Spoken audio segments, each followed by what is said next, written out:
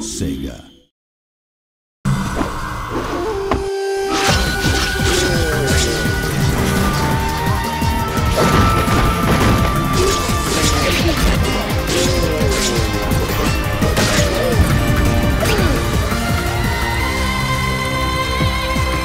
If you go back in time and you kind of reflect on how the combat was in the old games, it's very basic. So we sort of went back to the drawing board and thought about how can we grow this combat system, how can we evolve it to preserve what was great about the previous games, but also modernize it for today's audiences. We didn't try to wrap that up in a lot of fluff. This is very much classic Shinobi action. The game revolves around Jiro Musashi, who is Joe Musashi's father. Joe is the original character in the arcade version. One thing I loved about the old classic Shinobi games is that pattern-based gameplay. There's a larger variety of enemies for sure, but we still have that classic feel. So you can pay attention to what an enemy does and eventually get really good at defeating them. It's what fans love, and also allows us to present challenges and enemy combinations that become more difficult for the player as they progress through the levels.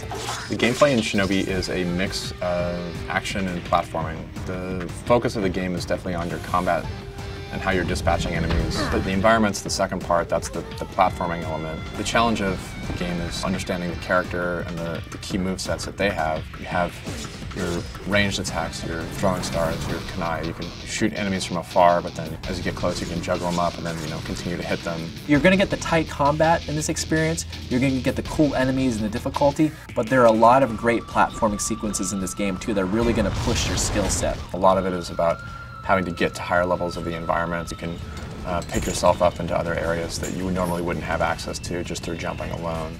With the Nintendo 3DS, they have a parry function now. It has a dedicated button. It's a push to block. I mean, you have to do it in the right timing for it. You can't just hold it down and block everything coming at you. You have to be more reactive and act more kind of defensively and instinctively. Another feature that we wanted to bring to the forefront in this game is the scoring system.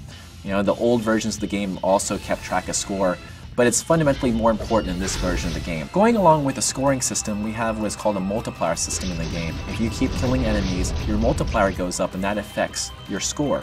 If you can keep that up, you can get higher and higher multipliers. If you're a very good player, you can go through, kill enemies in very stylistic ways, not get hit. Your score is going to go up, up, and up, and give you very, very high. That's a sort of a nice way of differentiating Shinobi from a lot of the other action games. You can change not only the analog stick to the control pad, but you can change every button in the game to map to whatever you like. So, B isn't your preferred jumping button, or you don't want to have the katanas on A. I mean, you can change all that for you depending on what your preferred stylings are. An aspect that we really wanted to keep from the old games is giving players all their movesets from the very beginning.